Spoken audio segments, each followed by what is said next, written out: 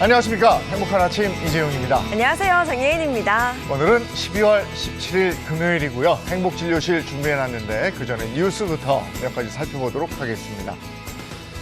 단계적 일상 회복인 위드 코로나를 시행한 지 불과 47일 만인 어제 정부는 코로나19 확산세를 막기 위해서 연말까지 사회적 거리두기를 한층 강화하겠다 이렇게 발표를 했습니다.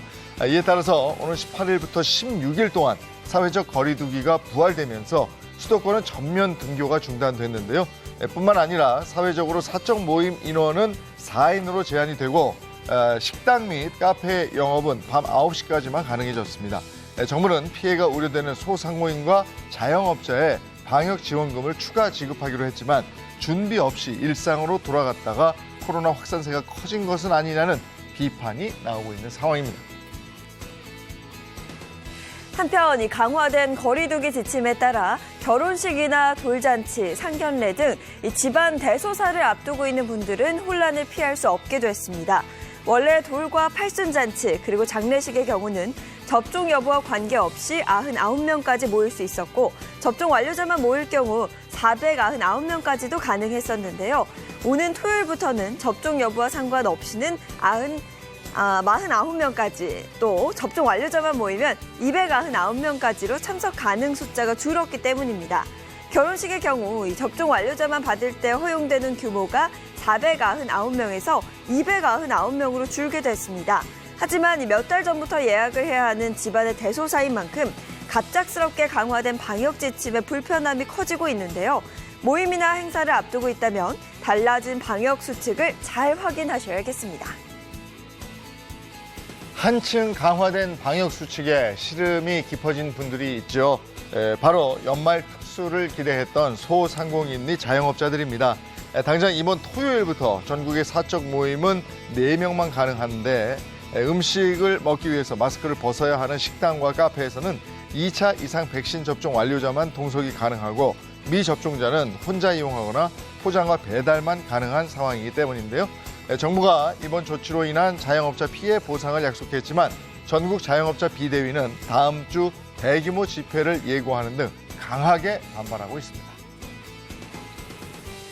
그런가 하면 이 정부가 사회적 거리두기 방침을 강화하기로 결정함에 따라 지난달 22일부터 시행됐던 이 전국 전면 등교가 24일 만에 중단됩니다. 이에 따라 오는 20일부터는 수도권 모든 학교와 비수도권 과대학교 및 과밀학급이 약 한 달 만에 전면 등교를 멈춰야 하는데요. 이에 지역별 감염 위험에 따라 밀집도를 조정해 부분 등교가 이루어질 예정이지만 유치원이나 특수학교, 소규모 및 농산어촌학교의 경우 특성을 고려해 정상 운영이 가능할 것으로 보입니다. 또한 교육부는 지역 감염 상황에 따라 지역별 밀집도가 탄력적으로 조정될 수 있으며 교육청과의 사전 협의를 거쳐 추가 조정이 가능하다 밝혔지만 전면 원격 수업 실시는 지양한다는 입장입니다. 네, 이어서 코로나19 현황입니다. 16일 0시 기준 신규 확진자는 7,622명으로 누적 확진자 수는 54만 4천여 명으로 집계됐습니다. 한편 코로나19 백신 1차 접종자는 전날보다 8만 6천여 명이 늘어나서 총 4,319만여 명을 넘어섰고요. 전국 완전 접종자는 4,187만여 명입니다. 네, 이어서 오늘 날씨 소식 전해드리겠습니다. 오늘 외출하실 때는 옷차림 정말 단단히 하고 나가셔야겠습니다. 급격히 기온이 떨어지면서 올 겨울 들어 최강 한파가 찾아왔는데요. 수도권과 강원 내륙 지역을 중심으로는 한파특보가 내려졌습니다. 이어 오늘 충청과 호남 지역을 중심으로는 눈 예보도 나와 있는데요. 서쪽 지역에 최고 15cm의 많은 눈이 내리겠습니다. 피해 없도록 미리미리 대비해 주셔야겠습니다. 이어서 오늘 기온 보시면요. 오늘 아침 최저기온 영하 7도에서 6도, 한낮 최고기온은 영하 4도에서 8도 선이 예상됩니다. 기온도 크게 떨어지겠고요. 바람도 강하게 불면서 체감 온도를 더 끌어내리니까요. 추위에 피해 없도록 조심하셔야겠습니다. 12월 17일 금요일 행복한 아침 지금 시작합니다.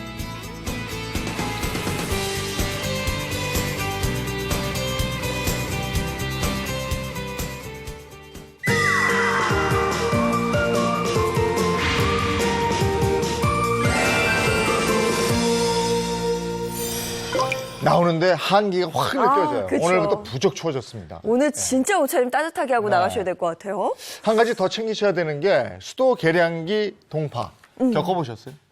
저는 겪어본 적은 없는데. 드라이어 가지고 열로 이렇게 막 하고 이랬던 기억이 나는데 네네. 올겨울에는 완전히 대비를 잘 하셔서 이런 경우 없었으면 하는 바람이고요. 네, 그래서 오늘 이 서울시 수돗물과 관련된 얘기를 한번 준비해봤는데요. 겨울철 동파 예방법부터 아리수 수질 확인하는 방법까지 준비해봤습니다. 영상 함께 보시죠. 서울시 천만 시민들이 사용하고 있는 수돗물 아리수. 세계에서도 인정하고 있는 수돗물이지만 시민들의 인식을 바꾸지는 못하고 있습니다. 끓여도 먹고 또 아니면 사서 먹고.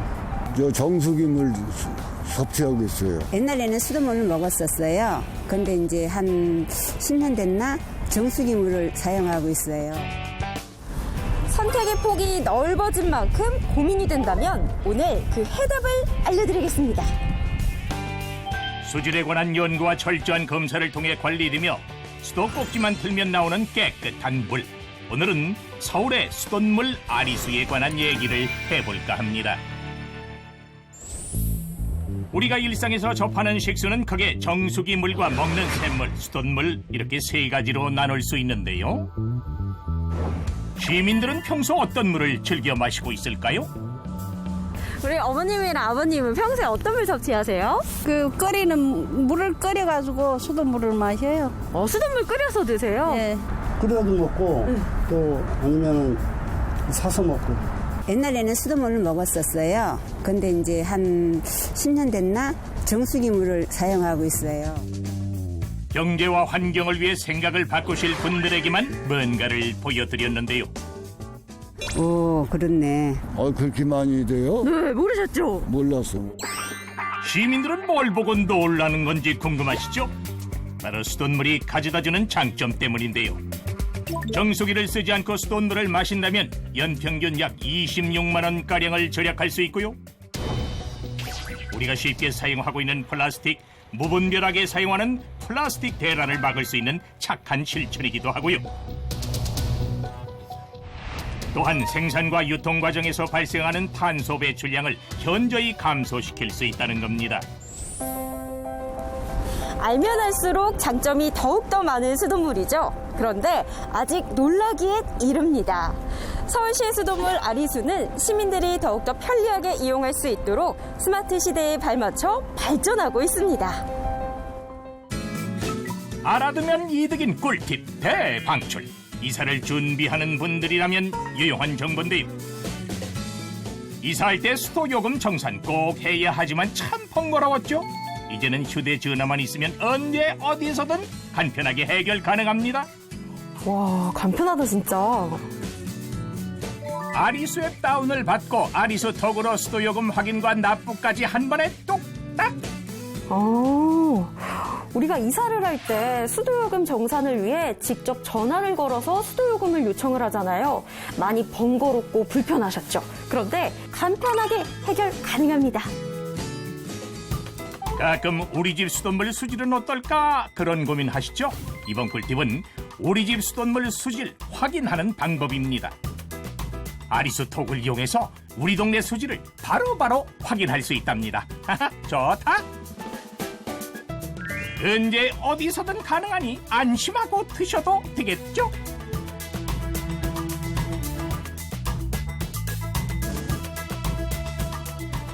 매년 기록적인 한파를 기록하고 있는 한반도 혹시 잘 대비하셨나요? 작년보다 올겨울은 북극 한파가 몰려온다는 분석이 나오고 있습니다.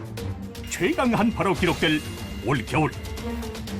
폭설과 강풍 등 자연재해로 인해 집에서 겪을 수 있는 가장 불편한 것이 있죠. 단열이 잘 된다고 해도 안심할 수 없습니다.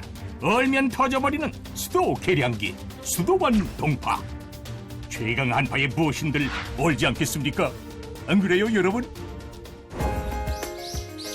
네, 올 겨울 유난히 걱정이라는 한 주부님이 계시다는데요. 바로 이 집인 것 같습니다. 과연 어떤 고민을 갖고 계실지 직접 들어가서 한번 이야기 나눠보도록 하겠습니다. 과연 오늘의 주인공은 어떤 고민을 하고 있는 걸까요? 실례합니다. 네, 아, 네, 안녕하세요. 오늘 고민의 주인공 안효희 주부입니다. 네, 우리 어머님 제가 듣기로는 올 겨울이 다가오는 게 조금 걱정이 된다고 들었어요. 네. 어떤 걱정이 있으세요? 저희가 보시다시피 단독주택이잖아요. 네. 그래서 수도하고 수도 계량기가 밖에 있어요. 그래서 동파될까봐 그게 제일 걱정이 되죠. 아, 또 겨울에 한파가 찾아오면서 동파 때문에. 아니, 그러면 여기가 또 주택이다 보니까 또 그런 걱정이 될 수밖에 없는데, 얼마나 된 주택이에요? 지은 지 한 30년이 넘었어요. 30년이 되셨구나. 그 전에는 그럼 좀 어떻게 생활을 하셨을까요? 제가 원래 아파트에 살다가 올해 여기로 이사 왔어요. 아, 아파트에서는 사실 그런 수도관이 뭐 터질 그런 걱정이 없었는데 주택으로 이사 오다 보니까 걱정이 안 될 수가 없잖아요. 네. 그럼 일단 직접 한번 가서 확인을 해볼게요. 네. 가시죠. 네, 어머니 어디 있을까요? 수도 계량기가? 수도는 여기 있고요. 계량기가 바로 옆에 있어요. 아, 붙어 있구나. 이거 한번 열어서 볼게요. 헐! 계량기 하만이 텅 비어 있는데요. 올겨울 한파가 걱정이긴 하지만 어떻게 대비해야 할지 모르는 주인공 상황을 그대로 보여주는 것 같습니다. 물이 안 나오네요? 얼었어요. 벌써 얼었어요? 아이고, 아직 한파가 찾아오지도 않았는데 벌써 얼었어요? 이사한 집에서 처음 맞이하는 겨울이라 미리 대비를 하지 못해 벌써 얼어버리고만 수도관. 빨리 대책을 마련해야 할 것 같은데요. 아, 이거 잠깐만 보더라도요. 이미 수도는 아직 한파가 시작되지도 않았음에도 불구하고 벌써 얼어버렸고요. 수도 계량기도 이대로 뒀다가는 동파가 될 수밖에 없을 것 같아요. 저 혼자의 힘으로는 부족할 것 같고요. 자, 그래서 오늘 우리 어머님의 고민을 해결해드리기 위해서 제가 특별한 분을 모셔봤습니다. 겨울철 동파 예방은 내게 맡겨라. 동파 방지 전문가 두 분과 함께 예방법에 대해서 알아보겠습니다. 내 옛눈으로 수도관과 수도 계량기를 꼼꼼하게 살피는 전문가. 어떤 진단이 내려졌을까요? 올 겨울에 동파 위험성이 좀 클까요? 지금 상당합니다. 한 100% 정도 자신할 수 있겠습니다. 그래서 우리가 미리미리 예방하기 위해서 이렇게 전문가분을 모신 거잖아요. 네네. 동파 예방 미리 할 수 있는 거죠? 할 수 있습니다. 도와주세요. 네. 동파 예방의 핵심인 보온재를 이용해 꼼꼼하게 감싸줘야 한다는군요. 그럼 집에서 일반인 분들도 이렇게 미리미리 대비를 하실 수 있을까요, 직접? 네, 요즘은 이게 보시다시피 자재가 길 가다 보면 잘 세워져 있을 거예요. 아마 겨울 되면 더 많이 나와 있기 때문에 쉽게 구해서 이렇게 지금처럼 옷을 입히시면 됩니다. 우선 계량기 함은 헌옷이나 에어캡을 이용해 내부를 채우고 외부에 찬 공기가 들어가지 않도록 비닐 등을 이용해 밀폐를 하는 것이 중요합니다. 계량기 함이 벽면에 설치된 경우엔 틈을 모두 메꾸어준다고 생각하고 보온재를 입혀주면 된다는데요. 수도관 역시 파이프 보온재로 덮은 후 찬 공기 차단을 위해 비닐로 한 번 더 꽁꽁 감싸줍니다. 이렇게 해주는 것만으로 동파 예방이 가능하다는 사실. 손쉽게 동파 예방을 할 수 있는 방법 어떤가요? 참 쉽죠? 수도가 얼었을 때도 고민된다면 주목하시라. 필요도 얼었을 경우에는 어떻게 해야 될까요? 일단 두 가지 방법이 있습니다. 첫 번째, 찬물을 약간 흘려야 됩니다. 네, 물이 계속 돌아가게끔. 그럼 절대 얼질 않습니다. 안에서. 네, 둘째는 만약 혹시나 얼었다. 그러면 여기에 이제 뜨거운 물 붓는 방법도 있겠지만 그건 위험하고요. 드라이기로 좀 녹여주는 방법이 있어요. 혹시나 얼겠어 라고 생각했다가 얼어버렸다면 드라이기를 이용해 천천히 녹여주거나 헌옷으로 계량기를 감싼 후 미지근한 물을 부어 녹이면 된다고 하네요. 네, 오늘 전문가분께 직접 솔루션 받아보셨는데 어떠셨어요? 올 처음 이 집에 와서 맞는 겨울인데 동파 걱정이 많이 됐었거든요. 근데 이제 정말 안심이에요. 수돗물 사용에 불편이 발생했다면 서울시 다산코올재단 또는 인건수도사업소로 바로 신고하시면 동파 계량기 교체 등 신속하게 불편 해소가 가능하니 주저 말고 연락하시기 바랍니다. 서울 시민에겐 떼려야 뗄 수 없는 수돗물. 사계절 내내 안심하고 사용할 수 있는 방법 오늘 알차게 알려드렸으니까 기억해두면 좋을 것 같습니다. 겨울철 동파 미리미리 예방하자고요.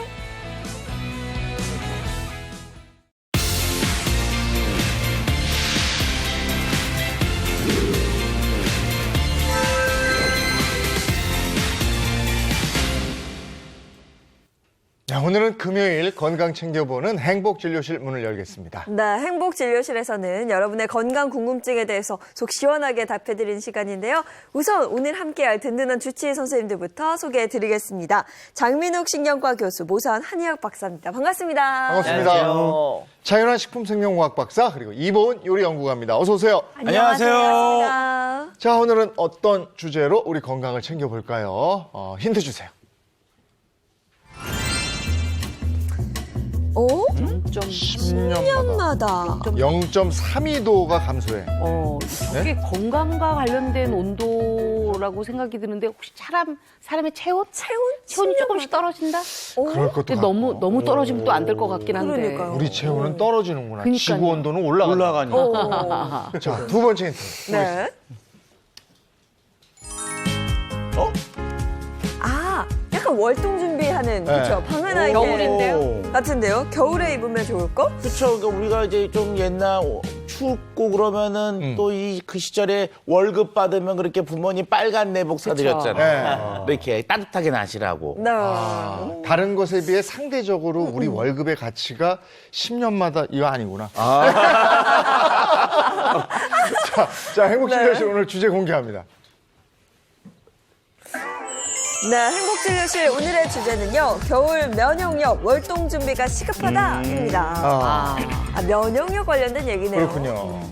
면역력에 대한 중요성이야 우리도 여러 차례 얘기를 했는데 알고 있죠. 겨울철에 특히 월동 준비와 비교할 만큼 그렇게 면역력 준비를 해야 되는 모양이군요. 그렇죠. 월동 준비 말 그대로 네. 겨울을 준비하는 건데 면역력을 위한 건강 관리에도 월동 준비가 필요합니다. 날씨가 추워지면은 전신에 있는 혈관은 수축하기 마련이고 특히 말초 동맥 쪽에 말초 정맥 쪽에 혈액 순환이 느려지게 되니까 신진대사도 같이 느려지게 되거든요. 이뿐만 아니라 겨울철에는 주로 실내 활동 위주로 하니까 전반적인 신체 활동량도 줄어들게 되니까요. 더더군다나 신체 대사량이 떨어질 수 있는 이유가 될 수 있죠. 네, 그리고 병은 사실 안 걸리는 게 최고잖아요. 네. 동의보감에도 보면 양생법이 제일 앞에 나와요. 그러니까 병이 안 걸리는 게 평소에 관리 잘해서 병 안 걸리는 게 최고다 이건데 자 봄, 여름, 가을, 겨울이 다 있는데 겨울에 맞는 딱 한 구절이 들어오더라고요. 어떤 내용이 있었냐 하면은 1년 중 가장 중요한 거는 겨울에 멀리 다니지 않는 것이다 라는 구절이 있었어요. 그러니까 겨울 추위에 너무 오래 노출되지 않고 사실 또 겨울에 다니다 보면 미끄럼 사고가 있을 수가 있잖아요. 맞아요. 이런 것들을 좀 주의하자 이런 얘기인 것 같습니다. 아니 그래서 이제는요 겨울철에 이 목에 스카프 정도 하나는 좀 해줘야 밖에 맞아. 나갈 수가 있어요. 그거 없으면 허전해서 막 춥더라고요. 이보은 선생님도 겨울에 여기가 썰렁해요? 네, 저도 여기가 썰렁해요. 저도 그래요. 이게 나이 들어서 그러나? 그래서 제가 목도리를 스카프라고 그러셨는데 저는 좀 두툼한 목도리를 이렇게 하고 다녀요. 네, 꼭 해야 돼요. 그래서 동네에서 제가 별명이 목도리 동안이에요. 특히 또 산행을 하시니까 더군다나 방안에 신경 쓰셔야 되는데요. 사실 우리 몸은 항상 일정한 온도를 유지하게 해주죠. 사람의 정상 체온 그러면 36.5도다 이렇게 보잖아요. 36.5도에서 36.7도 정도가 가장 이상적인 범위라고 하고요. 의학적으로는 36도에서 37도 4부까지를 정상으로 보기도 합니다.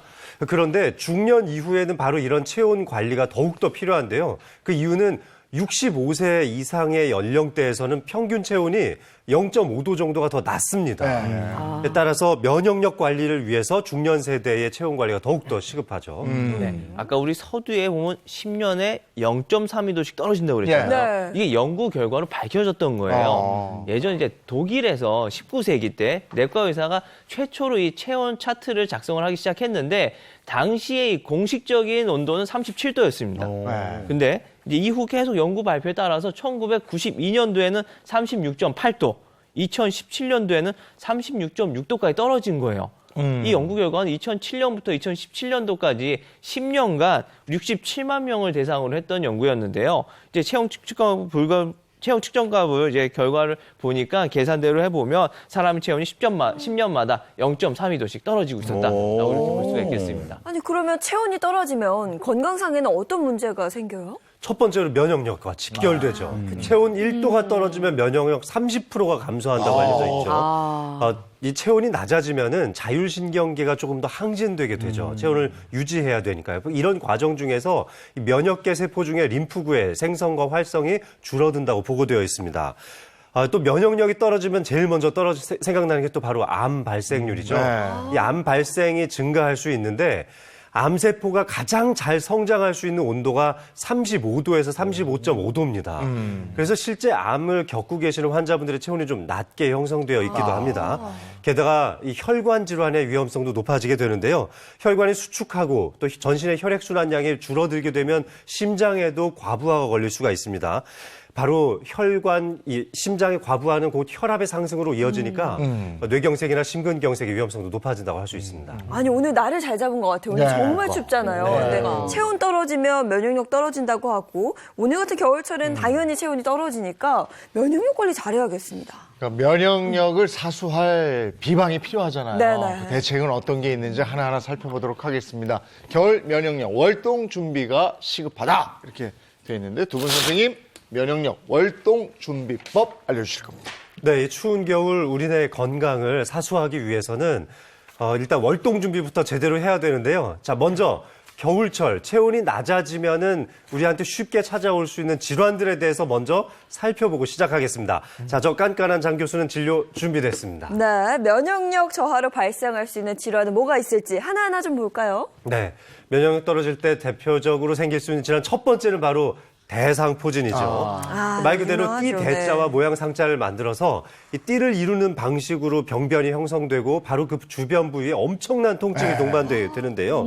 이 면역력이 떨어지는 성인에게서 더욱더 많이 발병하고 있고 노인 환자의 약 30%는 마약성 진통제를 사용해야 될 정도로 엄청난 통증에 시달리고 계시기도 합니다. 아니, 주변에 대상포진 걸리신 분들 꽤 되시거든요. 근데 정말 살이 타는 듯이 아프다고 그러고요. 옷깃만 탁 스쳐도 너무 쓰라려서 그 통증이 말도 못하대요. 오죽하면 이게 출산할 때보다 통증이 훨씬 더하다고 하겠어요. 와, 이 대상포진은 사실 이제 중년 이후에 여성들한테 더 심각하게 발생할 수 있는데 특히 이제 폐경 또 완경을 지내신 분들에게 더욱더 경각심을 가지셔야 됩니다. 우리나라 대상포진의 진료 현황을 살펴보면은 이 50대 환자가 약 16만 명 정도로 전체 대상포진 환자의 4분의 1을 차지합니다. 그런데 그 중에서도 3분의 2가 여성분들이었어요. 여성들이 훨씬 더 이 질환에 취약하다고 할 수 있겠는데요. 그런데 더 무서운 건 한 번 이렇게 걸리셨던 분들이 재발할 가능성이 높다는 겁니다. 이 맨 처음에 걸릴 확률은 1000명당 5명 걸로 보고 있는데요. 재발할 수 있는 비율은 1000명당 12명으로 2배 이상 높다는 것도 기억하셔야겠습니다. 대상포진 이건 예방주사가 있어요. 그죠? 네, 맞습니다. 그래서 그걸 좀 맞으시면 대상포진이 와도 살짝 경미하게 지나갈 수 있으니까 그건 좀 한번 확인해 보실 필요가 있고요. 맞습니다. 네, 두 번째 질환은 뭡니까? 자, 우리 몸 면역력이 떨어질 때 생길 수 있는 두 번째 질환, 바로 갑상샘 기능 이상증인데요. 사실 갑상샘의 기능 이상이 생기면 전신적인 신진 대사율도 떨어지고 체온도 같이 떨어지게 되거든요.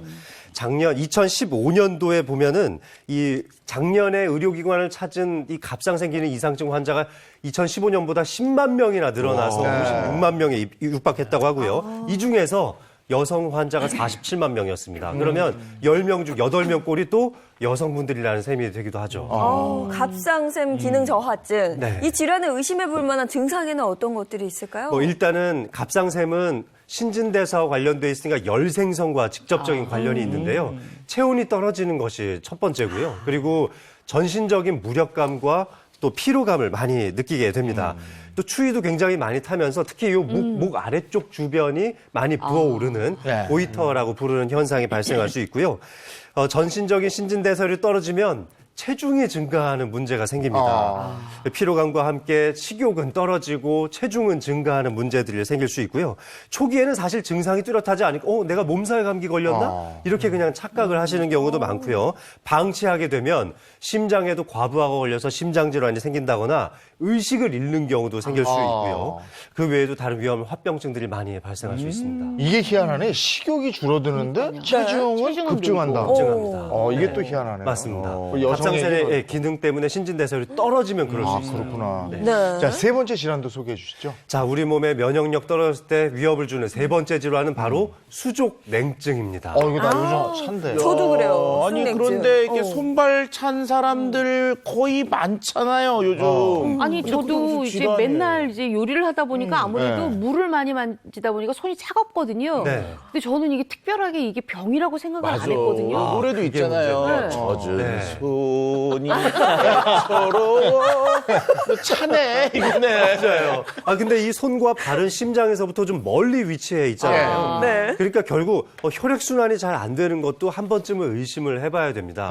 물론 체질적으로 좀 손발이 차신 분들도 있지만 심장의 기능이 약해진 것은 아닌지 나의 혈압이 좀 떨어지고 있는 추세는 없는지도 살펴보셔야 되고 특히 악성 고혈압을 겪으시는 분들은 말초혈관 쪽의 수축 작용 때문에 오히려 수족냉증이 심해지기도 하고요. 일부 환자분들은 특히 이보은 선생님처럼 이제 찬물을 많이 만지셔야 되는 분들은 레이노 증후군이라고 해서 수족냉증이 심해지시는 분들도 있으니까 혹시 손발에 변색이 일어나는 수족냉증이 있다면은 병원에 가셔서 정밀한 진단을 받아보시는 것도 중요합니다. 단순한 혈관 질환일 수도 있지만 또 복잡한 혈관 질환일 수도 있습니다. 이게 예전에 왜 손이 차면 마음은 따뜻하다고.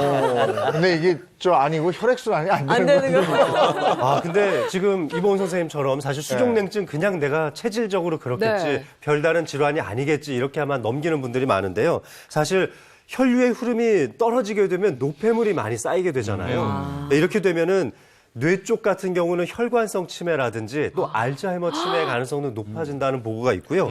심혈관 질환의 가능성도 높아진다는 얘기들도 있습니다. 특히 여성인 경우에는 이 수족냉증이 심해지면은 대부분 호르몬의 이상이 겹쳐져 있는지를 꼭 살펴봐야 되는데요. 특히 폐경기, 갱년기쯤을 겪을 때 호르몬의 변화가 나타나면서 혈액순환에 장애가 생기고 수족냉증이 심해지는 경우가 있는데 대표적으로는 생리불순 때문에 혈액량이 부족해지면서 이런 사태를 겪기도 합니다.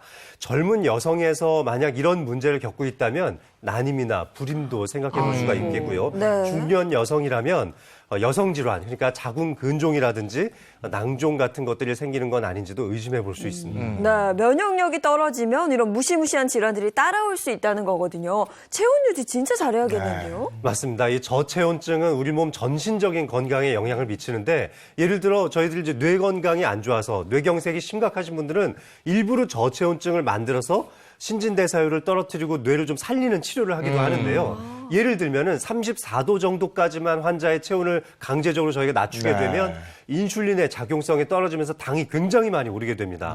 뿐만 아니라 콜레스테롤도 올라가서 그런 치료를 병행하기도 하는데 그냥 나의 체온이 저절로 그렇게 떨어지시는 분들도 있어요. 이런 경우에 당뇨와 고지혈증의 위험성이 높아질 수 있고 조금 더 극단적으로 체온이 떨어지는 경우는 심부의 체온이 약 28도까지 떨어지면은 부정맥이 생기면서 심장이 멈출 수 있습니다. 흡연사의 가능성도 생길 수 있는 거죠. 그래서 겨울철에 술 한 잔 드시고 밖에서 주무시다가 돌아가시는 분들이 있잖아요. 이게 심부 체온이 약 28도까지 떨어지면 이런 일을 겪는 겁니다. 자, 그럼 이렇게 되지 않기 위해서 우리가 겨울철 면역력을 좀 높여놔야 되겠는데 오늘 저희는 그걸 월동 준비 이렇게 표현을 해놨잖아요. 네. 그렇죠. 알려주셔야죠. 어떻게 해야 그럼요. 되는지. 자, 우리의 면역력 상승을 위한 월동 준비 운동법을 좀 알려드릴 텐데요.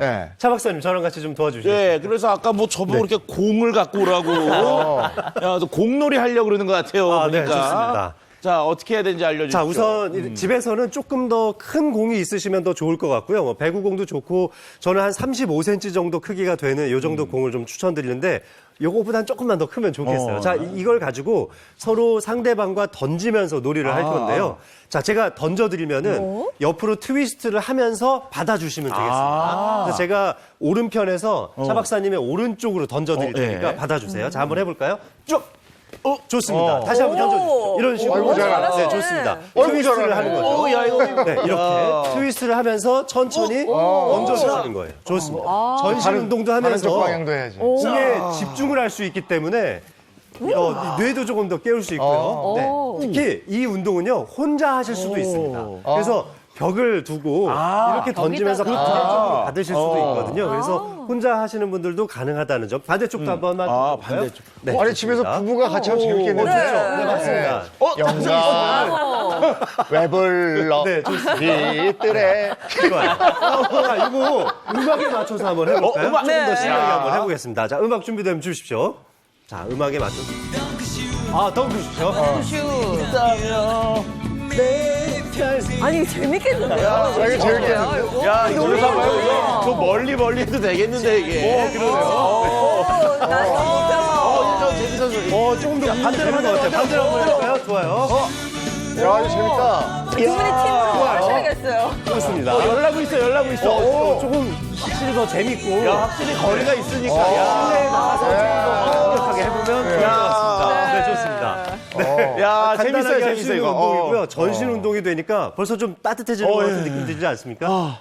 도와주셔서 고맙습니다. 네, 잘 배워봤습니다. 이거 실내에서도 괜찮겠는데? 아니 그쵸? 뭐 바닥에 물리는 것도 아니니까. 벽에다 해도 될 것 같은데요. 벽에다 해도 너무 돼요. 재밌을 것 같아요. 가볍게. 부부가 같이 해도 재밌고, 네. 형제간에 해도 재밌고, 이렇게 잘 모르는 사이들. 자, 이번에는 모 선생님 한방 진료실 시간입니다. 네, 이번에는 이제 신통, 방통, 이제 한방 진료실 시작인데요. 오늘 주제가 저희 몸에 열을 내야 되는 거잖아요. 네. 몸 움직여서 이렇게 운동을 해서도 열을 낼 수 있지만 오늘 제가 준비한 이 방법도 열 내는데 아주 특별하게, 특이하게 좋은 방법입니다. 특효라고 할 수가 있겠는데요.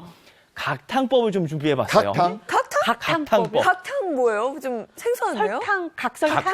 각설탕? 각탕 얘기하면 각설탕 얘기 많이 네, 하는데요. 각설탕. 다 각자가 어떤 글자인지 알면은 바로 눈치채실 거예요. 다리 각자예요. 그러면 다리 조교법인 거죠. 네, 제가 오늘 각탕법을 준비한 이유는요. 사실 한의학의 우리 순환 이론은 수승화강이에요. 머리는 차가워야 되고 다리는 항상 따뜻해야 되는데 언제나 반대로 가죠. 수족은 항상 수족냉증이라고 얘기할 정도로 차잖아요. 머리 쪽으로는 자꾸 열이 오르고 네. 이럴 때 다리만 따뜻하게 해줘도 자연적으로 열이 내려오면서 수승화강이 되게 되거든요. 그래서 오늘 건강하게 면역력을 높일 수 있는 각탕법을 좀 준비해봤습니다. 아니, 저 어렸을 때 저희 할머님이 제 밖에 나가서 놀다 오잖아요. 그러면 늘 따뜻하게 발 이렇게 닦아주셨거든요. 딱 그건 것 같아요. 맞아요. 닦아도 주고 아마 거기에 모두 넣어줬을 텐데요. 저희 글쎄. 할머니는 대파 뿌리 같은 대파? 거, 네, 무 같은 거 이렇게. 그래요? 네, 네. 맞아요. 저도 오늘 그렇게 준비를 했어요. 정말요? 네. 오늘 그렇게 비슷하게 좀 약재들을 이용해서 할 수 있는 방법들을 준비해봤습니다. 아니, 근데 지금 뭐 약재 얘기하신데 그 한의학에 사용되는 약재 같은 거 집에 별로 없거든요. 그럼 뭐 사라는 얘기 하시려고 그러는 거 아니에요? 아니, 목욕탕 가면은 그런 거는 있잖아요. 그쵸. 여기 쑥탕 그쵸. 있고, 뭐. 쑥 있고. 예, 여긴 또 뭐 무슨 그렇죠, 탕, 뭐 이런 거. 맞아요, 그런 맞아요. 거예요. 당귀 막 넣기도 하고 막. 맞아, 그래요. 맞아. 이제 그런 건데 사실 제 입장에서는 우리 한의원에 나와서 이렇게 처방을 받아가시면 너무 좋겠지만 또 막 그럴 순 없잖아요, 여기서. 그래서 집에 있는 냉장고만 열면 누구나 가지고 있는 것을 이용해서 만들 수 있는 각탕 재료를 준비해봤습니다. 네, 그게 뭔가요? 일단 제 앞에 보시면 네. 아까 우리 이보은 선생님 할머님께서도 해주셨던 네. 파뿌리예요. 뿌리. 그리고 이거 양파 쓸 때 항상 버리는 부분이죠. 양파 껍질. 양파 껍데기예요. 양파 껍질. 그리고 뭐 생강 좀 쓰다 남은 거. 여기 고추. 저희가 새 걸 준비했지만 이것도 먹고 좀 남은 게 있을 수 있잖아요. 이런 것들을 해주시면 되는데요. 제가 또 여기서 하나 말씀드리고 싶은 게 있어요. 어저께 저희 환자 중에 이 수족냉증 환자가 왔어요. 근데 내가 그분한테 오늘 꼭 방송을 시청을 하라고 그랬거든요. 조교법을, 이 각탕법을 하라고 하면서 우리 수정 씨가 보고 있는지 모르겠는데 저녁에 우리 약 받으러 왔을 때 확인할 거예요. 이런 것들 이용하시면 돼요. 어저께 일부러 얘기를 안 해드렸거든요. 이런 것들을 이용해갖고 이렇게 보자기가 없으면 티백이나 면보가 없으면 사실 이거 양파망을 이용하셔도 돼요. 양파망. 듬뿍 넣어주세요. 아낄 필요 없습니다. 이거 어차피 버리려고 했던 거잖아요. 이 주머니를 각탕 주머니를 만드는 그러니까. 거예요. 이게. 우러날 수만 있는 주머니면 돼요. 네, 그리고 양파 껍데기도 많이 넣어주시고요. 있는 대로 다 넣어주시면 돼요. 그리고 요거는 아까 미리 준비를 했거든요. 네네. 누구 한 명 나와야 돼서 미리 좀 요건 우려내고 있을게요. 네. 그리고 생강도 있는 대로 다 넣어주십시오. 그리고 고추도 넣어주면 좋은데 제가 이 네 가지 이거 사실 다 약재거든요. 뭐 식재료이기도 하지만 이 네 가지를 준비한 이유가 우선 이제 팥뿌리 같은 경우에 우리가 총백이라고 그래서 감기약으로도 많이 사용을 하고 있고요. 우리 발산풍한약이라고 그래서 몸 안에 있는 한기를 다 내보내주는 역할을 합니다. 그리고 양파 껍데기에는 유아릴이라는 성분이 있어서 혈관을 확장을 시켜줘요. 그래서 역시나 열을 내줄 수가 있겠고요. 생강 역시도 발산풍한약으로서 몸 안에 있는 한기도 내보내주고 항균 작용도 하고 뭐 여러 가지 좋은 기능들이 있고 고추도 우리 아드레날린 분비를 좀 왕성하게 만들어주면서 체온을 높여줄 수가 있겠어요. 여기서 이제 좀 우러나고 있는데 누구 한 분이 또 오늘 나와서 직접 한번 요 각탕을 받아보시죠. 제가 이미 손대 준비하고 있잖아요. 저요. 수족냉증이 저번에 제가 예. 수족냉증이 있어서 사실 저는 한여름 제외하고는 집에서 그 양말 두툼한 거 있죠. 수면 양말 그거 신거든요. 어떻게 바로 앉을까요? 네, 바로 앉으세요. 네. 저 물 온도는 딱 어느 정도 좋아요. 돼야 되나? 온도는 어느 정도가 좋은 거예요? 그러니까 약간 뜨겁다 싶을 정도로 시작을 하셔야 돼요. 40도 정도. 그렇죠. 40도 정도. 따뜻한 네. 느낌으로. 목욕탕 집에서 온탕 자주 해요. 정도. 그렇죠. 37도에서 40도가 딱 적당합니다. 네. 자. 37도로 시작하면 금방 차가워지니까. 네, 37도면 40도가 그래요. 딱 좋아요. 어때요? 괜찮죠? 역시 우리 제작진 대단합니다. 따뜻해요? 오, 따뜻해요. 이렇게 담가볼까요? 좋아요. 그리고 살짝만 더 걷어주시겠어요? 그럴까요? 오늘 네. 조격이라고 하지 않고 우리 각탕이라고 했잖아요. 네. 왜 그러냐면 다리에 보면 우리 여기까지가 각이고 여기가 족이란 말이에요. 그러니까 발만 담가지는 게 아니라 제가 오늘 두 가지 준비했는데요. 하나는 요 약재를 이용한 것이고요. 네. 사실 조격을 하고 이 각탕을 할 때는 물의 높이도 되게 중요해요. 오. 이렇게만 되는 게 아니고 우리 혈자리 중에 삼음교라고 있어요. 오. 삼음교. 네. 우리 내측 복숭아뼈에서 3촌 정도 올라오거든요. 네 손가락 정도 올라오게 되면 네. 바로 요 자리 정도 됩니다. 오. 이 자리가 중요한 게 네. 삼음교는 어디서도 빠지지 않는 치료할 때 혈자리인데요. 다리로 내려오는 세 개의 음경이 여기서 다 만나요. 그러니까 이 자리만 자극을 해줘도 뭐 비경, 간경, 신경 모두가 자극이 되기 때문에 전신 순환을 도모를 할 수가 있는 겁니다. 그래서 물 높이도 딱. 발목 이 정도를 살짝 위에. 오. 그렇죠 맞춰줘야 돼요. 네. 이 정도를 맞춰서 물높이로. 아니 그리고 저기에 들어가는 약재들이 약간 매콤한 약재들이라서 그렇죠. 네. 좀 화한 성분들이 있으니까 그게 따뜻한 기운들이 맞습니다. 네. 그리고 옛날에 그저 수도승들이 절대 먹으면 안 되는 채소류들이 다 들어가 있어요. 오신채라고 그래요. 몸이 맞아요. 훅 올라와가지고. 네. 맞습니다. 이렇게 해서 열을 내주고 이로 인해서 수송화강의 기능이 좋아질 수가 있으니까 네. 네, 좀 어떠세요? 이게 확실히 발이 따뜻하면 체온이 오르는 게 맞아요. 맞는데요. 벌써 한번 싹 이렇게 몸에 피가 한번 도는 느낌이 들고 무엇보다 지금 굉장히 노곤하고 나르네요. 그래요? 네. 전 여기 있겠습니다. 그리고 이거 하나 좀 네. 주의점이 있는데요. 우리 반신욕이나 조욕 같은 거 하고 갑자기 일어날 때 좀 이렇게 휘청 할 때 어지러울 수 있잖아요. 있어요. 네. 그러니까 너무 급하게 움직이지 마시고 이후에도 조금 안정을 취했다가 움직이시는 게 좋겠습니다. 네. 네. 아, 너무 잘 배워봤습니다. 네, 고맙습니다. 네. 와. 아니, 역시 발이 따뜻해야 돼요. 한겨울에 네, 집에서도 왜 집이 약간 오늘 서늘한 것 같다 할 때는 두툼한 양말을 네. 더 신어주면 훨씬 낫더라고요. 저는 그래서 늘 집에서 수면 덮버신 신고 있어요. 그래야 좋더라고요. 그리고 요 아까 우리 얘기한 네. 여기 스카프 좀 꼭 들고 따뜻하게 있어요. 그렇게 네. 해주시면 좋고요. 자, 이번에는 뭐가 있을까요? 건강밥상이 오늘은 오리밥상이에요. 네. 오늘은요, 겨울 보양식 특집. 오리밥상입니다. 우리가 보양식이라고 하면 굉장히 조금 시간이 많이 들고 복잡할 것 같잖아요. 네. 근데 제 요리의 특징이 바로 시간이 단축되면서 간편하면서도 맛있다가 제 요리의 특징이잖아요. 그래서 오늘은요, 집에서도 아주 손쉽게 만들 수 있는 오리고기 겨울 보양식을 준비해봤습니다. 예, 보양식으로 또 오리만한 게 없죠. 그럼요. 근데 오리고기 한번 먹으러 가려면 약간 교회로 나가서 예? 어디 방에 탁 앉아서 이렇게 좀 구워 먹고 이런 거 생각하는데 집에서 간단하게 할 수 있는 오리가 있다. 예. 그리고요, 오늘은 제가 제 보양식의 1번을 꼽으라 그러면 제가 말씀드리는 게 오리거든요. 네. 그래서 오늘은 제가 이보은 선생님 옆에서 보양식으로 오리를 잘 만들고 있는지 없는지 좀 감시를 하면서 영양적 팁과 조리적 팁을 좀 드리려고 하니까요. 오늘은 제가 같이 옆에서 보조를 좀 드리도록 하겠습니다. 네, 두 분의 환상적인 호흡이 기대가 되는데 그럼 구체적으로 메뉴가 뭔지 궁금해요. 오늘의 오리밥상은요, 바로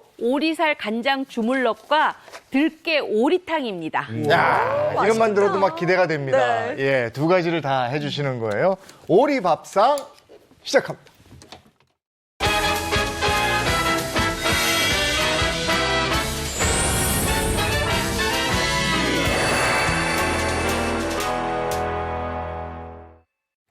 요즘에 집에서 그게 있어요. 이렇게 나오는 뭐 저 훈제 오리가 슬라이스 있어가지고 있어요. 그거 그냥 프라이팬에다가 이렇게 구워서 먹기도 하는데 오늘은 오리살 간장 주물럭, 들깨 오리탕 이렇게 두 가지가 준비됩니다. 뭐부터 하실 겁니까? 제 요리는요, 무조건 엄마들이 간편하면서도 손쉽게 하셔야지만 될 것 같아요. 그래서 오늘은요, 아주 마트나 인터넷으로도 쉽게 구할 수 있는 생오리 슬라이스를 이용해서 만드는 제가 오리 간장 주물럭부터 먼저 만들도록 하겠습니다. 아니, 그런데 우리가 일단 보양식 하게 되면은 일단 통으로 좀 한 마리 다 넣어서 좀 이래야 되는 거 아닌가요? 이게 슬라이스 별로 좀 믿음이 안 가는데 보양식으로는. 옆에 있으면 안 된다. 제가 왜 슬라이스를 준비했냐면요. 어머님들이 이렇게 준비해야 굉장히 손질도 빠르고요. 그다음에 일단은 맛이 좋아요.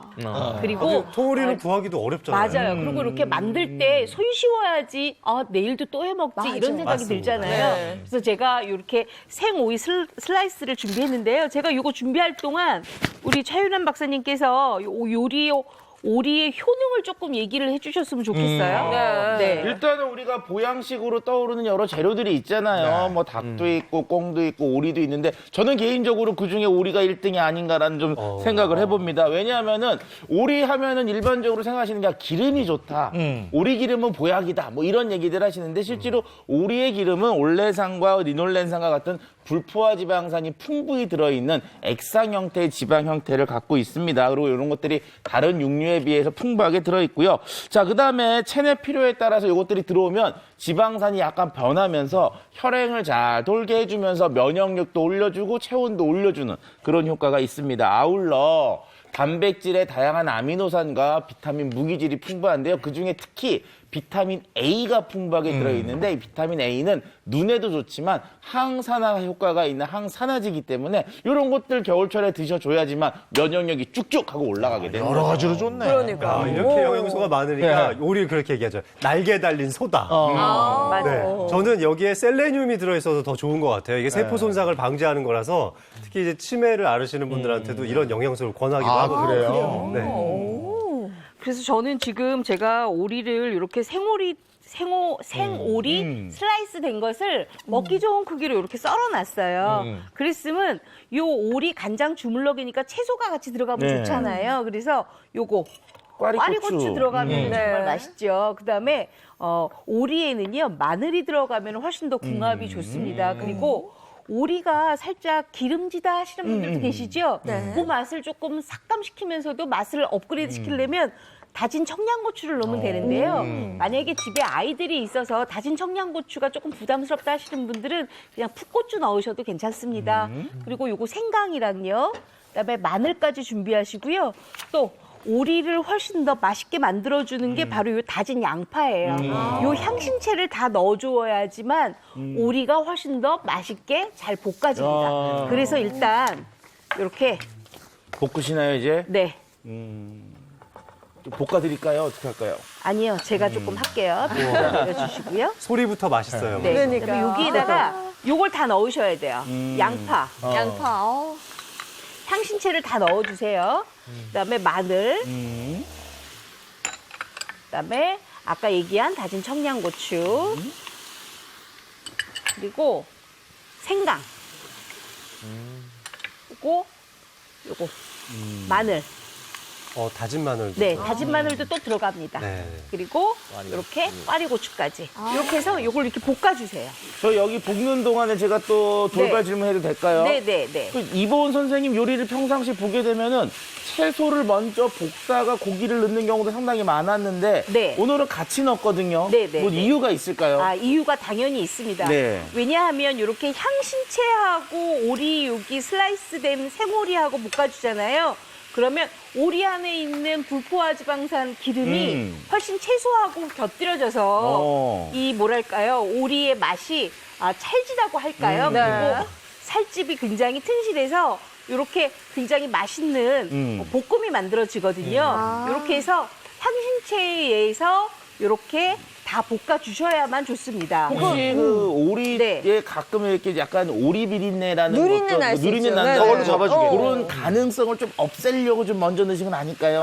요새는요 오리 슬라이스가 굉장히 잘 나오기 때문에 누린내는 없어요. 근데 왜 그러냐 하면 나는 약간 오리를 좀 담백하고 좀 깊은 맛이 나게 먹고 싶어 하시는 분들이 계시기 때문에 그럴 때는 이렇게 향신채하고 같이 볶아주는 게 좋습니다. 네. 이렇게 볶고 있을 때 요거 선생님 네. 이쪽으로 와서 이걸 좀 볶아주세요. 네네. 이제 할 일이 좀 생겼어요, 우리 선생님이. 네. 제가 자, 또 요렇게 볶는 건 잘해요. 예. 이렇게 볶고 있을 때 우리가 뭘 하냐면 바로 여기에다가 이제 맛술 조금 넣고요. 네. 이제야 간을 맞춰요. 간장으로 이렇게 간을 맞춥니다. 그래서 볶아주세요. 네. 간장 주물럭이니까 그래서 이제부터 이렇게 볶아주는데 그때 우리는 뭘 써냐 하면 바로 부추를 준비합니다. 오리고기에 부추는 진짜 빠지면 안 되죠. 네. 저기 잘 맞아요? 맞아요. 저 맞죠. 불의 궁합이 너무 좋습니다. 일단 오리는 성질이 좀 차요. 근데 부추는 성질이 따뜻하잖아요. 이거 같이 먹게 되면 상호 이 보완 작용을 해줄 수가 있겠고요. 또 오리고기는 동의보감에서도요. 우리 허한 몸을 보호해주고 오장육부의 기운을 조화롭게 만든다라고 했을 정도로 최고의 아주 보약으로 치고 궁합이 있습니다. 잘 맞는 거군요. 네. 근데 또 영양적으로 봤을 때도 오리고기가 다 좋은데 한 가지 부족한 게 이 비타민 C가 좀 부족하거든요. 근데 이제 부추나 고추 이런 데들이 풍부하니까 넣어주면 영양적 균형도 잘 맞죠. 그리고 또 아까 오리 기름 얘기 잠깐 나왔었잖아요. 네. 근데 오리 기름을 우리가 목방이라고 해요. 집오리 목 기름 방자를 써서 목방이라고 하고 한열, 몸 안에서 이 한열을 내보낼 때 사용하는 약재로도 사용을 하고 있습니다. 네. 또 오리고기 같은 경우에는 독소 분해하는 효과가 아주 좋고요. 오리고기는 보면 우리 유황오리라고 많이 보잖아요. 사실 네. 유황은 먹으면 죽어요. 맞아요. 근데 오리는 유황을 먹더라도 죽지 않을 만큼 본인 자체의 해독력이 엄청 좋거든요. 그러니까 요즘 같이 이 미세먼지나 공해, 중금속 오염 등의 이제 오염 등을 우리가 많이 시달리고 있는데 이런 현대인들에게 아주 좋은 식품이라고 할 수가 있겠습니다. 네. 이렇게 볶아주기만 하면 다 된 거 아니에요? 여기 향 다 확 됐어요. 날라온다. 네. 진짜. 향이 어떠세요? 네. 좋아. 좋죠? 네. 말해 뭘 해. 이제 우리가 여기에다가 마지막 양념을 하는데요. 어떤 양념을 하냐면 제가 요거를 한 10분 정도 이렇게 볶으면 바로 옆에처럼 이렇게 돼요. 굉장히 윤기가 많이 나지요. 이렇게 됐으면 여기에다가 뭘 넣냐 하면 바로 요거 넣습니다. 단맛이 약간 좀 나면 좋으라고 색깔 보세요. 매실청을 좀 넣고요. 네. 그다음에 요거 참기름이에요. 참기름 넣고요. 그다음에 요거 깨소금을 이렇게 네. 넣습니다. 야, 오늘 향이 막 올라오는데 이거 차 박사님만 먹고 우리는 또 안 된다고 그러고 아니에요. 지금 그래서 8시 다 드릴 거예요. 8시 17분, 18분 향해 간다. 자, 그러면 우리가 보통 이제 이 상태 되면 불을 켠 상태에서 부추를 넣거든요, 마지막에. 근데 부추는 사실 열에 약간 약합니다. 그렇기 때문에 저는 아주 맛있는 부추의 영양을 바로 흡수를 하려면 이 상태에서 불을 꺼요. 왜 그러냐면 다 익혀졌으니까. 그리고 잔열로 부추를 버무립니다. 마지막에. 맞아요. 저렇게 해야 부추가 살아있죠. 그리고 아까 제가 이제 부추에 비타민 C가 풍부하다고 말씀을 드렸는데 이게 열에 약하니까 조금 열을 덜 받아야지만 오리의 부족한 비타민 C를 충분히 메꿔줄 수가 있으니까 이것도 그런 면에서는 권장할 만한 조리법이네요. 자, 이렇게 되면 제가 아까 얘기한 오리 간장 주물럭이 정말 빠르게, 간편하게, 영양 있게 이렇게 만들어지는 거죠. 네. 어떠세요? 너무 간편해요. 너무 먹고 싶어요. 너무 먹고 싶죠? 네. 제가 여러분 앞에다가 좀 여기 준비된 거. 놔드렸거든요. 고맙습니다. 한번 잡숴 보세요. 이야. 와, 이렇게 오랜만에 이렇게 딱 앉아서 제대로 먹네요. 그러게. 아, 너무 좋은데요? 야, 이거 우리. 아우, 다행이다. 오늘 시간이 좀 있어. 아니, 이거 좀 식어도 이렇게 맛있네요. 그쵸? 맛있네요. 굉장히 쫄깃쫄깃하잖아요. 그게 아까 제가 향신채로 굉장히 많이 버무렸기 때문에 그래요. 아, 진짜. 그리고 오리의 잡내나 누린내가 전혀 하나도 없어요. 없어. 저 전혀 없죠. 원래 이제 생오리 슬라이스가 가지고 있는 것 자체도 없는데 그걸 또 향신채로 잡아주니까 어우, 너무 맛있는데요? 맛있다.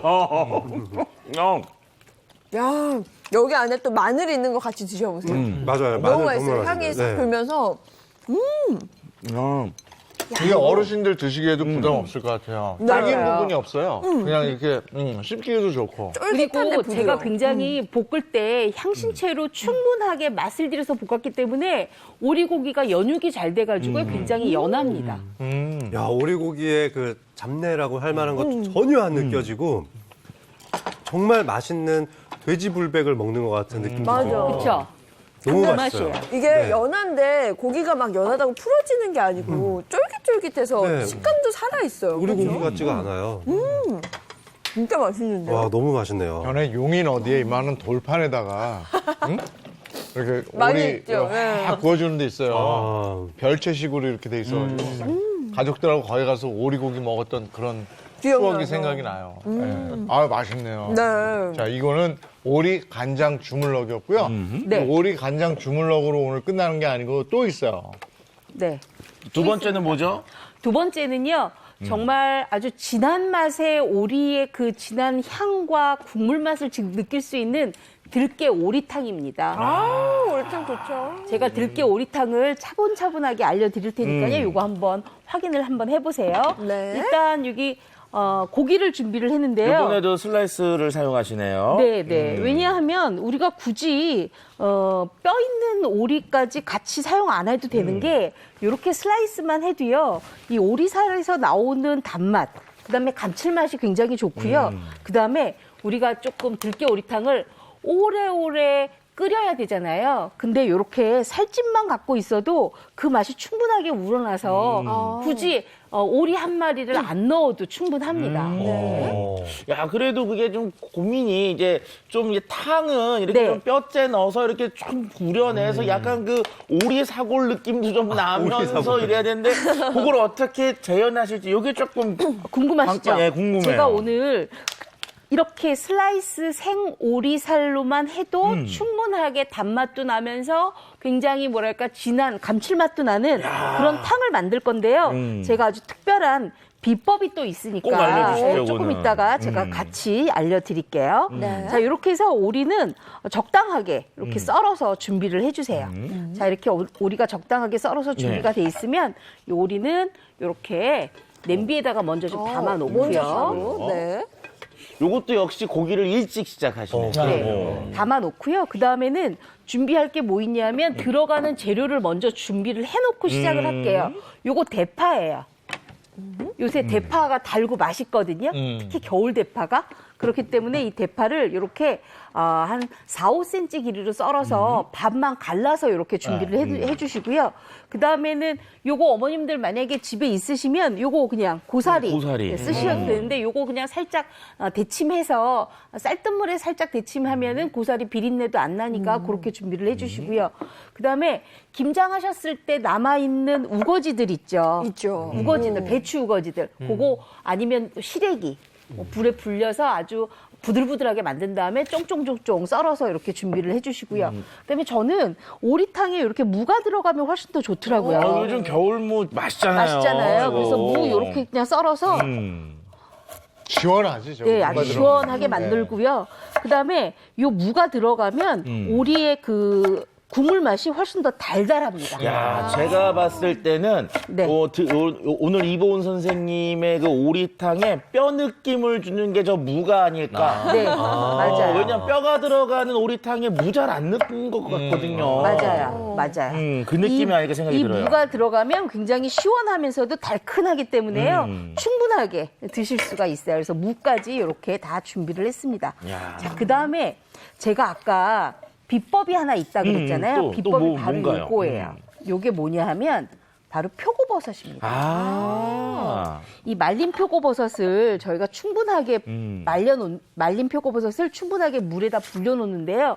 물에다 불린 것을 이렇게 같이 준비하세요. 이렇게. 그래서 요거를 오리탕에 국물로 잡아주시면 되겠어요. 그럼 훨씬 더 감칠맛이 생기잖아요. 자, 그러면 일단 제가 아주 맛있는 들깨 오리탕을 준비를 할게요. 밑간 같은 거는 안 하시나요, 오늘은? 밑간 할 필요가 없어요. 왜냐하면 생오리 슬라이스를 준비했기 때문에 생오리 슬라이스가 굉장히 신선하거든요. 밑간을 굳이 안 해도 우리가 끓이는 가운데서 연육도 되고 깊은 맛도 납니다.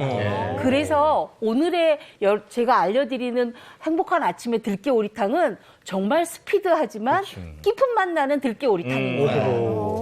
일리가 있으신 게요. 슬라이스를 치고 좀 잘랐기 때문에 표면적이 넓어졌거든요. 그러니까 굳이 밑간을 오랫동안 하지 않아도 조리 과정 중에 양념을 먹어서 고기 맛이나 이런 것들이 잘 우러나오고 들어오기 때문에 빨리 하고 그냥 맛은 더 좋은 그런 특성이 있다고 할 수가 있죠. 굉장히 고기에 잘 맞춘 조리법이세요. 네. 자, 일단 이렇게 센 불에다가 오리를 이렇게 놓고요. 뭐 드릴까요? 요거 기름. 들기름입니다. 들기름을 이렇게 놓고 살짝 볶아주세요, 먼저. 그러면 오리기름과 그다음에 요 들기름이 합해져서 굉장히 맛있는 기름이 나오거든요. 그 맛있는 기름에다가 우리를 뭘 하느냐? 바로 고춧가루를 넣습니다. 아까 그 오리기름 좋다고 그랬잖아요. 네. 불포화 지방 기름도 덩어리예요. 내는 거죠. 네. 이렇게 고춧가루를 넣게 되면은요. 무슨 기름이 나올까요? 고추기름. 맞아요. 우리가 따로 고추기름을 만들지 않아도 이렇게 들기름에 볶아놓은 오리기름에다가 고춧가루만 넣게 되면 바로 고추기름이 나오는 거예요. 이렇게. 오리기름 고추 기름이 맛있는데 오리기름으로 하면 더 좋겠네. 네. 그렇죠. 저게 맞아요. 콜레스테롤을 떨어뜨리는 효과도 굉장히 많거든요. 실제로 다른 종류의 가금류에 해당되는 고기들보다는 오리고기를 추천하는 이유가 불포화 지방의 함량이 굉장히 높습니다. 물론 이제 적당량을 먹었을 때 말씀이에요. 적당량을 먹으면 전반적인 콜레스테롤 개선 효과가 있기 때문에 LDL 콜레스테롤 감소 효과도 있습니다.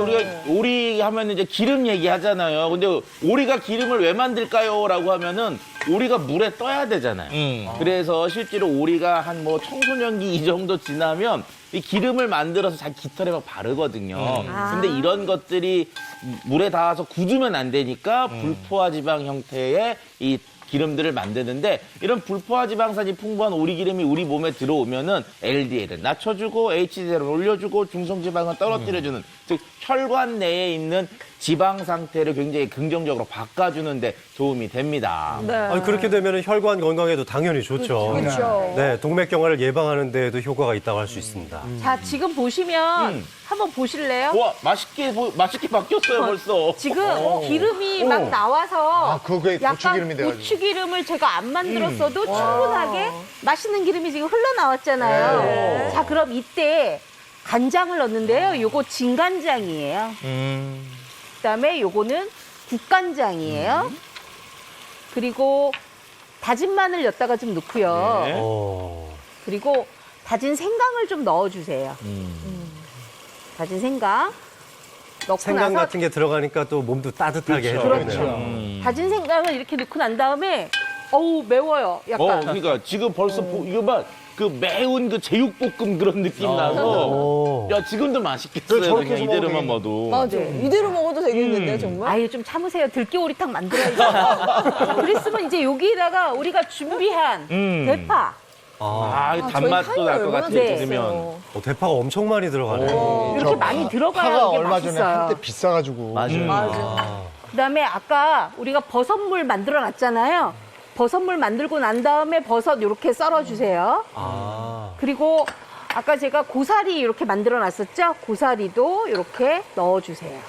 만약에 집에 토란대가 있다 그러면 토란대로 하셔도 괜찮아요. 그다음에 우거지 넣고요. 그다음에 단맛도 내면서 아까 우리 차윤아 박사님이 뼈를 대신할 것 그쵸. 같아요 했던 무도 이렇게 넣어주세요. 야, 자, 이렇게 푸짐합니다. 이렇게 됐으면 요거를 볶아요. 간단하다. 그냥 다 넣고 붓는 거네요. 맞아요. 그렇죠.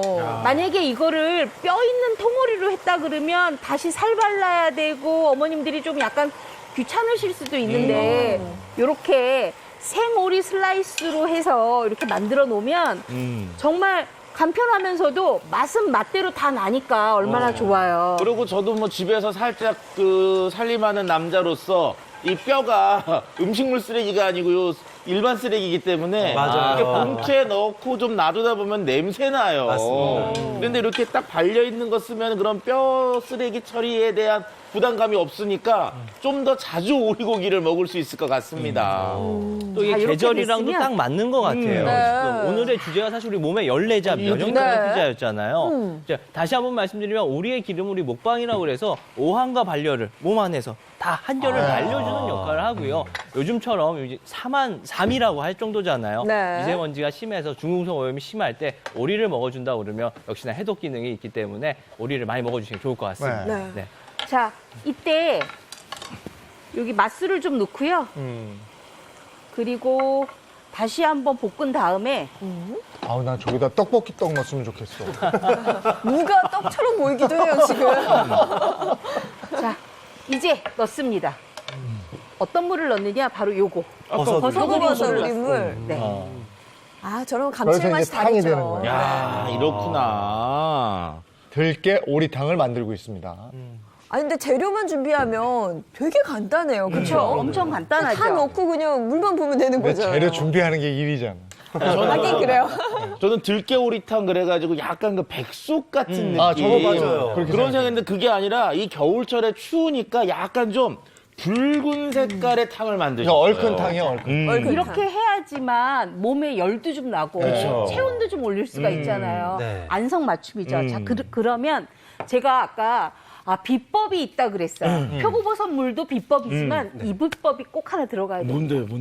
요게요. 아까 제가 표고버섯 우린물을 남겨놨었어요. 네. 이렇게. 요거 한 2컵 정도 남겨놨거든요. 네. 여기에다가 요거는 지금 껍질을 벗긴 들깨예요. 겉피낸 들깨라고 하죠. 그리고 그것도 구하기가 쉬운 거죠. 요거는 마트 가면 다 있어요. 요거는 껍질을 안 벗긴 들깨예요. 들깨 그걸 가루예요. 섞어요? 네. 요걸 이렇게 섞어요. 들깨가루가 들어가면 몸보신 되는 것 같은 느낌. 맞습니다. 왜 이렇게 섞냐면요. 왜요? 우리가 겉피낸 들깨만 하면은 너무 매끈해서 약간 입안에서는 좋기는 하지만 뭐랄까 고소한 맛이 좀 덜해요. 그렇기 때문에 이렇게 한 3대1 정도의 비율로 이렇게 섞어주셔야 돼요. 자, 그래서 요거를 어디다 넣느냐? 바로 여기 보시면 제가 끓고 있는데. 아우. 요거를 센 불에서 10분 그다음에 중약불에서 20분 정도 이렇게 끓였거든요. 이렇게 됩니다. 아, 오늘같이 추운 날은 저런 게 좋아. 우와. 저희 완전히. 이범 선생님 좀 질문이 있습니다. 네. 급하게. 네. 왜냐하면 지금 같은 레시피인지 모르겠는데 양이 이게 좀 국물 양이 적은 것 같거든요. 네. 끓여서 날아가서 네, 그런가요? 끓여서 날아가서 그래요. 그래서 저만큼 이제 졸여야 된다는 얘기네요. 이렇게 되면 굉장히 진한 국물이 만들어졌거든요. 물론 이것도 굉장히 좋은데 겨울에는 이렇게 들깨를 넣은 탕을 넣어야 되기 때문에 이렇게 들깨 가루를 넣다 이렇게 붓습니다.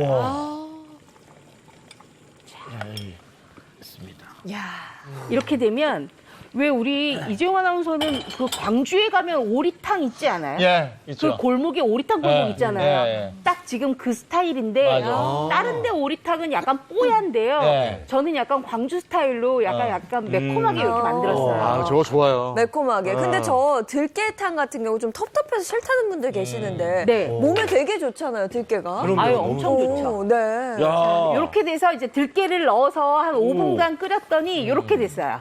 보세요. 최종은요 굉장히 뽀해졌어요. 뽀해졌어요. 그렇죠. 들깨 들어가니까. 자, 그랬으면 이제 여기에다가 뭘 넣어야 되냐면 일단은 간을 먼저 맞춰요. 자, 우리 여기 있습니다. 소금. 소금을 간을 맞추는데 제가 먼저 뭘 여기 드릴까요? 그릇 하나만 주실래요? 제가 조그만 앞접시, 네. 네, 그걸 주시면 간을 한번 봐주세요. 오, 드디어 드디어 나도. 안택 받으셨군요. 자, 간을 한번 봐주세요. 자, 야. 저 자리가 저래서 좋아요. 네. 간도 보고. 어때요? 지금도 담백한데요. 네. 조금만. 조금만. 예, 조금만. 그랬으면 소금 한 1작은술 정도만 넣으시면 될 것 같아요. 이렇게 해서 넣으시고 마지막에 이제 들어가는 게 있어요. 아직도요? 또 뭔가 들어가요? 네. 바로 뭘까요? 미나리입니다. 미나리? 미나리는 지금 제철은 아니지 않아요? 미나리가요. 네. 이 한파에 나온 미나리는요. 네. 굉장히 뭐랄까 더 아삭아삭하고 더 단맛이 많이 나요. 그래서 지금 이렇게 해서 들깨 오리탕에 미나리까지 듬뿍 넣고 요걸 이제 잡수시는 거예요. 요거. 와, 이거 지금 감탄이 계속 나와요. 앞에 주물럭을 하실 때 제가 이 말을 할까 말까 그러다 뭐였냐면은 이 부추가 있을 때 미나리로 대신하면 안 돼요라고 좀 이게 딴지를 걸려 그랬거든요. 근데 이유가 뒤에서 이 미나리 쓰시려고 애껴두셨네. 이게. 이렇게 해서 이제 완성이 됐거든요. 요걸 잡수시는 거예요. 요거를. 이 추운 겨울날 너무 좋죠. 뜨끈하게 네. 너무 좋잖아요. 먹으면 얼마나 좋겠어요. 들깨를 2가지 종류를 썼으니까 네. 까끌거리는 맛도 좀 덜할 것 같고 그렇죠. 고소한 맛도 오히려 더 증가될 것 같고요. 그리고 제가 간을 봤잖아요. 네. 이게 그 담백함이 들깨가루에서 확 올라옵니다. 예. 들깨 예전에 왜 시집 가는 날 딸한테 깨국 끓여준다고 할 정도로 좋았잖아요. 네. 오메가3도 많고 알파리놀렌산도 들어있다 보니까 정말 그리고 좋은 식재료인 것 같습니다. 제가 이제 식품 말씀드릴 때 여성분들은 들깨만 잘 먹어도 그래요? 그래요? 그 정도로 좋아요? 자, 배달 왔습니다. 내리시죠. 그러면 남자는 참깨. 참깨? 남자는 부추. 부추. 남자 부추. 와, 감사합니다. 자, 국물 맛이 기대가 돼요. 냄새가 들깨 냄새가 너무 좋네요. 향이 어떠세요? 진짜 맛있네요. 좋다 이거. 와. 이 겨울에 딱인데요. 그쵸? 와. 이렇게 잡수셔야 정말 든든하게 체온을 한 1도 정도 올리는 아주 맛있는 탕으로 드실 수가 있습니다. 근데 진짜 뼈가 안 들어갔는데 뼈 맛이 나. 전혀 모르겠어요. 근데 이거 생오리 진짜- 슬라이스로 해도 진짜 좋네요. 왜냐하면 생오리 슬라이스가 충분히 맛을 내기 때문에요. 여기서 아주 그 찰진 맛이 나오기 때문에 우리가 굳이 오리 통째로 넣고 한참 안 끓이셔도 돼요. 저는 오늘 들깨 오리탕 이본 선생님 거에서 최고의 키는 요 고사리라고 생각이 돼요. 왜냐? 고사리가 들어가 있는 게 일반적으로 육개장이잖아요. 맞습니다. 육개장이 맵잖아. 그렇죠. 근데 고사리가 딱 살짝 있는 것 같고도 이 육개장의 그 느낌이 확 올라오면서 먹으면 이 열 좀 올라가겠구나라는 이런 좀 느낌이 있어요. 네. 이게 풍미가 깊어요. 맞아. 깊은 맛 나죠. 네. 제가 지금 딱 한 30분 정도만 끓인 탕인데도 정말 진한 들깨 오리탕의 그 진국을 맛보실 수가 있는 거예요. 뼈 필요 없는데요. 그렇죠. 이거? 뼈 필요 없어요. 생오리 슬라이스 하나만 가지면은 정말 간단하지만 이렇게 진하게 드실 수가 있죠. 와, 근데 여기 미나리 향이 아주 씹으면서 좋죠. 한번 이 네. 들깨탕과 어우러져서 확 퍼지거든요. 이것도 히트인데요, 정말? 너무 많은 종류의 음식의 맛이 한 군데에서 느껴져요. 이거 진짜 좋다. 들깨 수제비 맛도 조금 나는 것 같지만 방금 말씀하신 육개장 맛도 좀 나는 네, 것 같고 맞습니다. 시원한 그 어죽탕 같은 느낌도 들고 감자탕 같기도 해요. 아니 왜 자극적일 줄 알았더니 맞아요. 정말 부드럽게 넘어가요. 저 아주 부드럽죠. 자, 이거 강추입니다. 레시피 보여드리겠습니다.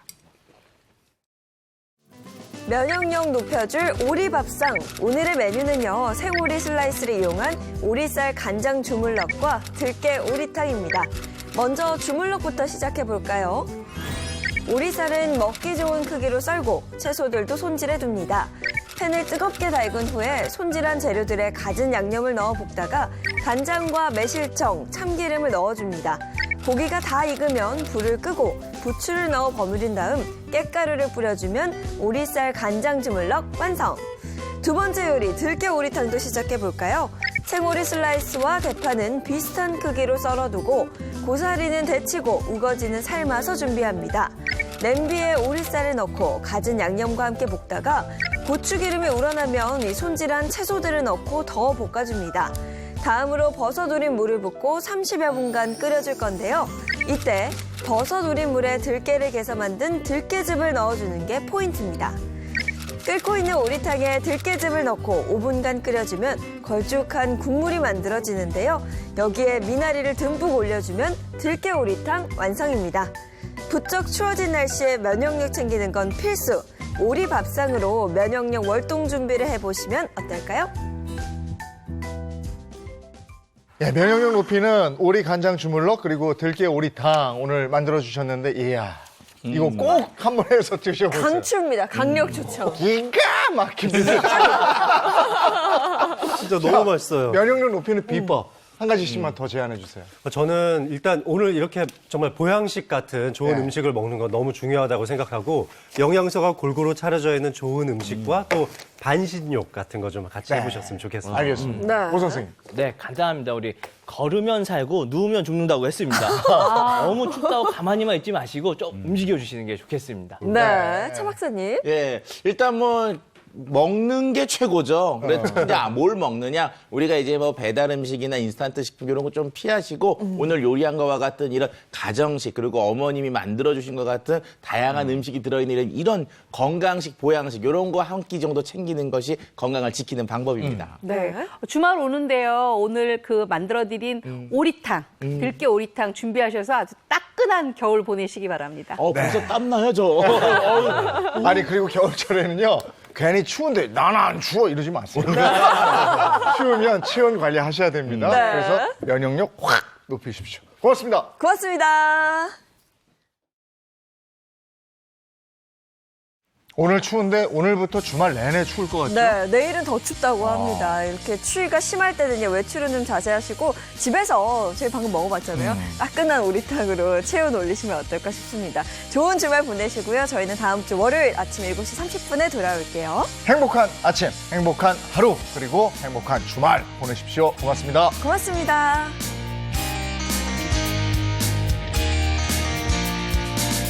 스마일 이즈 굿! 채널 A 10.